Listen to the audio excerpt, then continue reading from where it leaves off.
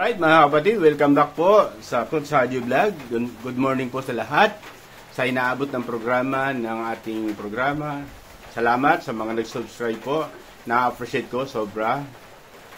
Sobrang thank you po at God bless sa lahat. Sa mga hindi pa po nag-subscribe, subscribe na po kayo. Kung mabigat naman po yung subscription, kahit yung like na lang or comment sa baba, ay masaya na po tayo. Basta ang mahalaga po, na-appreciate ko lahat yung mga nag-views at saka nag-subscribe. Thank you, and God bless po sa lahat. Okay po, ang oras po natin ay alas 7, alas 8:30 ng umaga po dito sa ating bayan ng Pilipinas.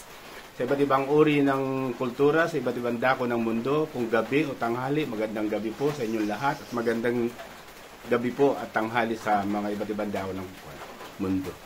Okay po, simulan po natin ang ating munting programa. Malit lang po yung channel ko pero base lang po sa ating kakayahan. Bibigyan lang po tayo ng reaction at mga opinion regarding doon sa nagaganap sa ating bayan na usapin na para naman magkaroon tayo ng kontribusyon sa ating bayan. Salamat po. Ito po.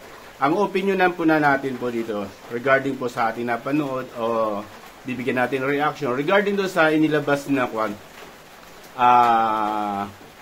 arrest warrant of arrest kay Kibuloy, diba? Pastor Kibuloy. Naglabas po sila ng warrant of arrest. Pero, dangan nga lang, parang nakikita ko po kasi doon sa situation na yon. Di ba?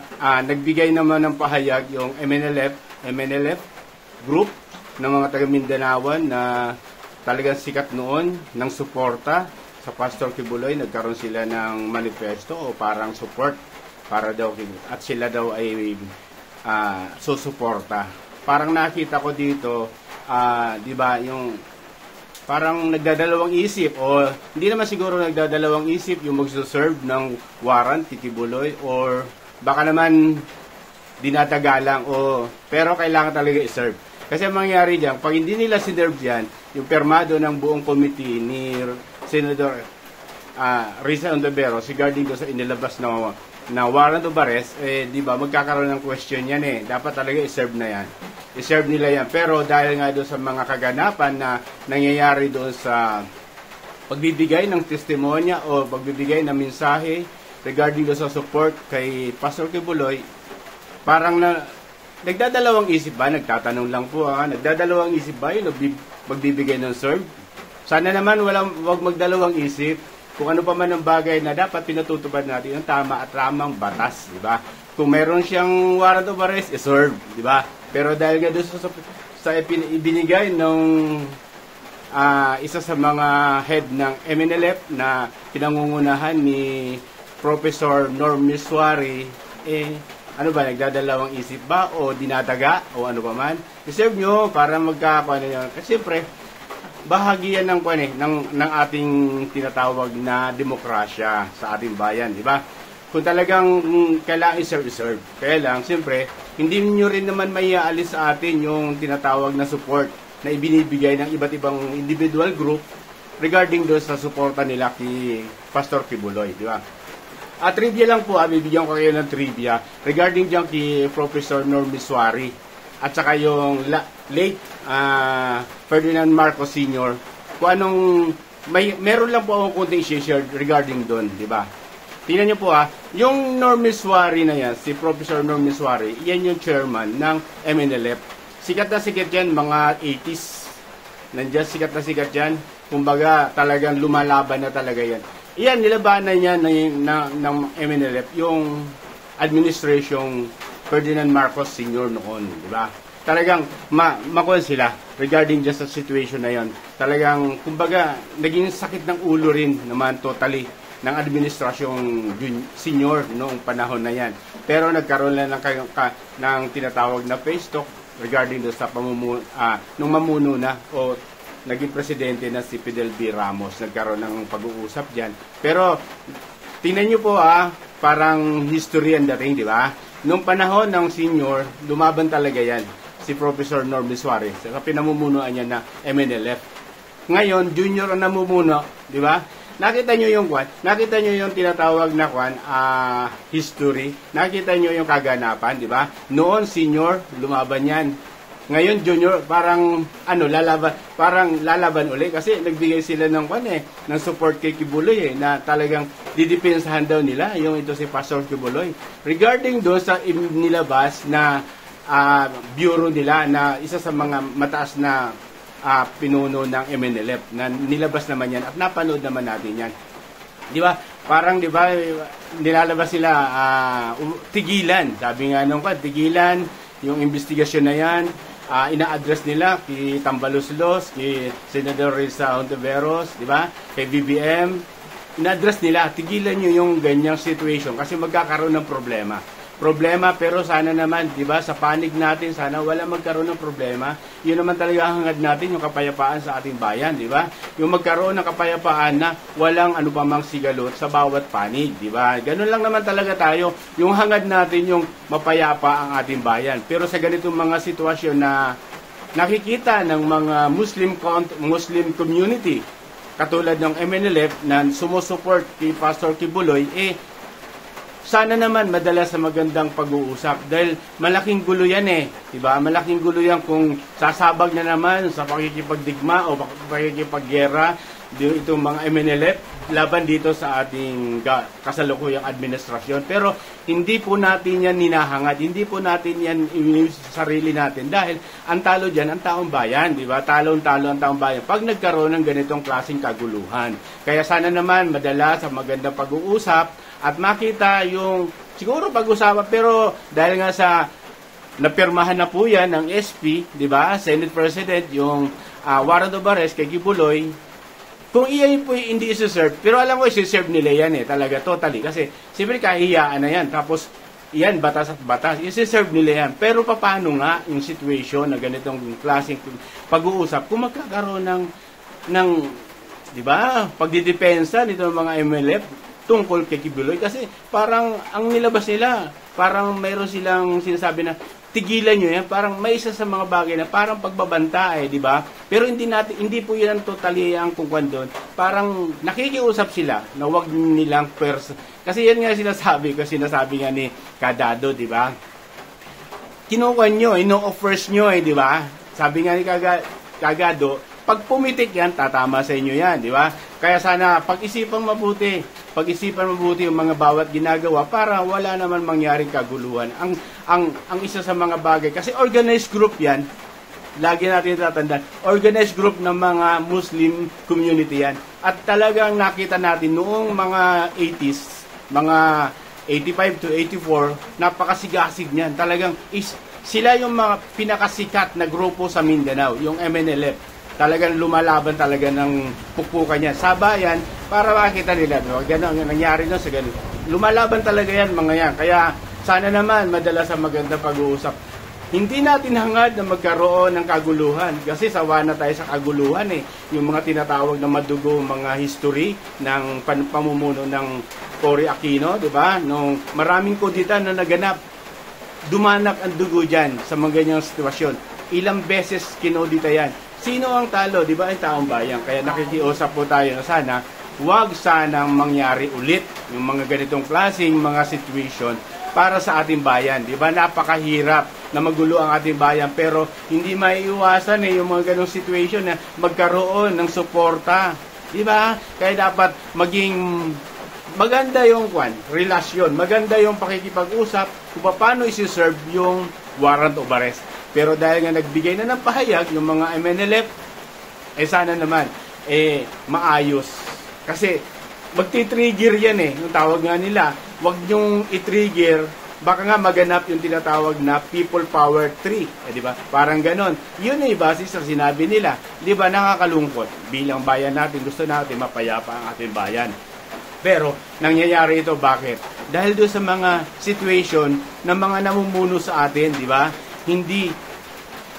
Kumbaga hindi pinag-iisipan o kaya alam natin pinag-isipan yan pero dahil nga doon sa politika, dahil sa kagustuhan nilang manatili, yun ang kinukuhan dito yung parang parang pag umupo, ayaw ng tumayo, di ba? Iyon ang isa sa mga nakikita ng taong bayan di ba? Kaya sana naman, di ba, yung pagpapasa, hindi pa rin tumitigil yung, di ba, yung PI nila, babaguhin o nagkaroon ng counting changes, pero continue. Siyempre, negative na negative sa dating ng mga taong bayan yung ganon, yung situation na yon. Bakit hindi pakinggan? Bakit ayaw makinig? Lalo't higit itong namumuno sa house natin na di ba? Si Tambaloslos, di ba? Ito, si Lisa Smag. Bakit? May mga kung sila may mga hidden agenda. Yun ang hindi nakokontrol, di ba? Kaya, hindi mo maaalis sa mga tao, sa mga ibang grupo na makipagsimpatiya regarding doon sa nangyayari kay Pastor Kibuloy. Pero, tayo ba nakikisimpatiya? Tayo ba kumakampi sa ganitong sitwasyon? Hindi po. Nagbibigay lang tayo ng reaksyon at opinion regarding doon sa nakikita natin. Diba? Nagkaroon ng tinatawag na pahayag aminalip, mahirap yan. Organized group yan. Bagamat, diba, ang government is government. Hindi mo kayang lingkuanin yan. Tatayo at tatayo yung gobyerno. Hindi mo kayang kunin yan na sa diktahan. Kasi gobyerno yan eh.